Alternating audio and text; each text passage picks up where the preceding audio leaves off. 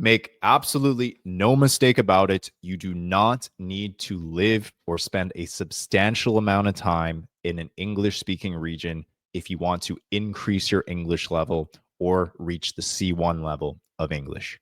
You only need English immersion to a certain extent, which, quite frankly, is very easy to access with the internet.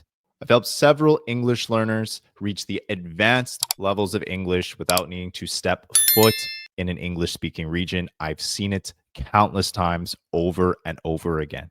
In this video, I'll show you the exact unconventional methods that you can use to practice your speaking without needing to spend time in an English speaking region. Now, for most people who don't speak English as a first language, they eventually reach a point in their lives where they decide to take things seriously and actually learn English because they see how useful English actually is for their everyday life and just for their future endeavors. And as English learners, you probably see the go abroad slogan everywhere. If you just go abroad, if you just live in England, the United States, or Canada for 3 months or 6 months or 1 month, everything is just going to wash over and that English immersion will make you fluent. It's almost as if the marketers and salespeople are trying to let you know that if you do not book a flight and actually spend time at these English schools in these different English speaking countries, you are doomed to never be able to learn English forever. And the brutal truth is that you believing that your environment is the reason why you cannot improve or increase your English level from what it is today, it's honestly just an excuse. So if you ever plan on eventually reaching the C1 or C2 levels of English, then honestly get this notion out of your head that you need immersion in order to get your English level up to that particular level. You can create your own immersion literally right where you are, no matter where you are in the world, as long as you have access to the internet and you have access to English media, which you obviously do if you're watching this video. And I'll show you exactly how to practice this way. Now, the system that you need to use to properly incorporate this immersion, no matter where you are in the world, will revolve around 3 pillars. The first is intentionally forming your own environment. The second involves targeted self practice. And the third involves strategic online connection. Now let's look at the first pillar, which is hyper-personalized immersion zones. And this just means turning everyday spaces into English-only zones. This is to designate specific times only to think and speak in English. This can be done by narrating your life throughout the different steps of each day, when you get up, when you have a coffee or tea, when you take a shower at the end of the day. Just by narrating your own life, you can simply do this. And you don't just need to narrate your life if it feels too unnatural. You can even simply just ask yourself open-ended questions and just express yourself. The most important thing, of course, is that you practice actually speaking English, not just thinking English, not just mumbling English under your breath. You actually practice pronouncing and speaking in English. For example, if you're cooking something, you can actually narrate what you're cooking. For example, I'm chopping the onions, or I'm peeling the carrots, or I'm cutting the apple. You can just say your actions out loud just to reinforce that you know how to express them in English. And if you don't know how to express them in English, you really need to practice your critical thinking skills and think of another way to express it. You can then, of course, correct it later and get better with time. And this leads to the second pillar, which involves conversationally shadowing.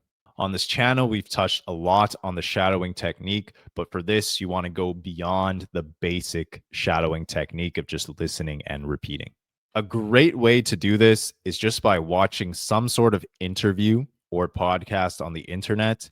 And when the interviewer asks a question to the person that they're interviewing, just put yourself in their position. Think about how you would answer the question that's being asked. And after you express your answer to the question, then keep playing the podcast or keep playing the interview and actually compare your answer to how the other person answered the question.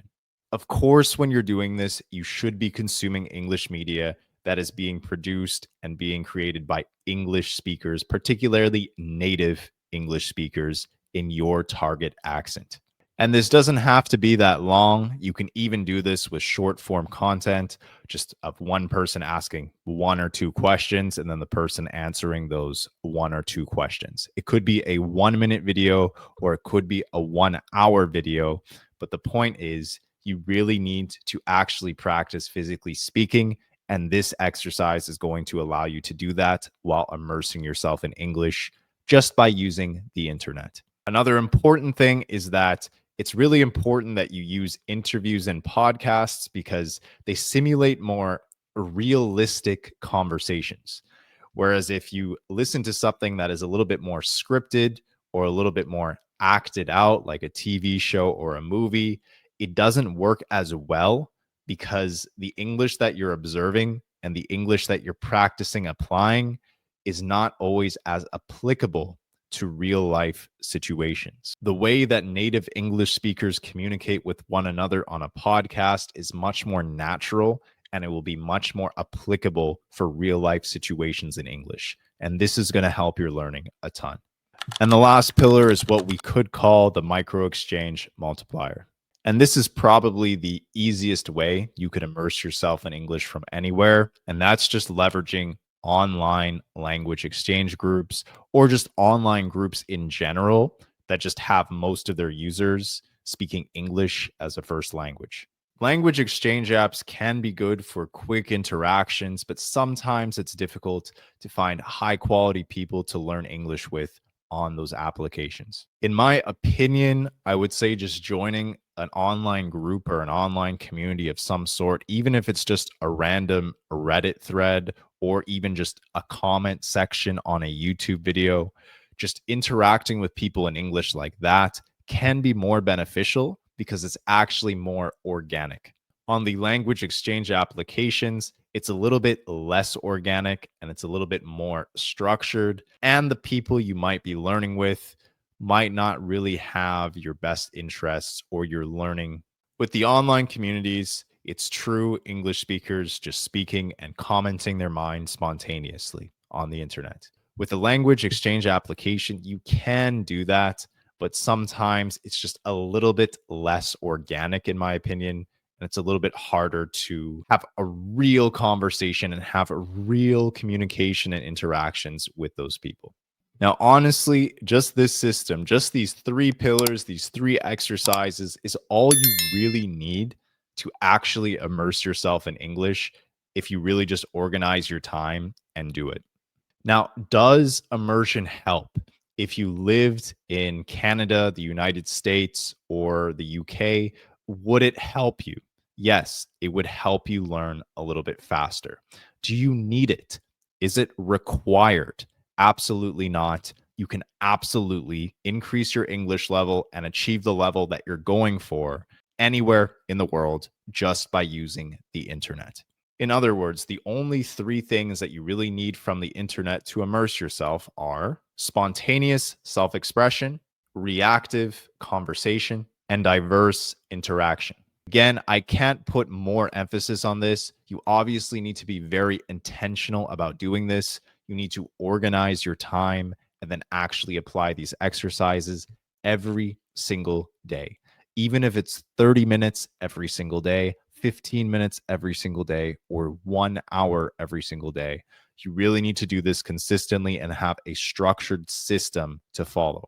If you do this, I can guarantee that you will see results and you will improve your level of English with time. Now, if you found any part of this video useful, be sure to like the video. It'll help spread the word to other English learners. And if you're new here or a returning viewer, let me know in the comments where you're from and what your native language is. Always curious to know.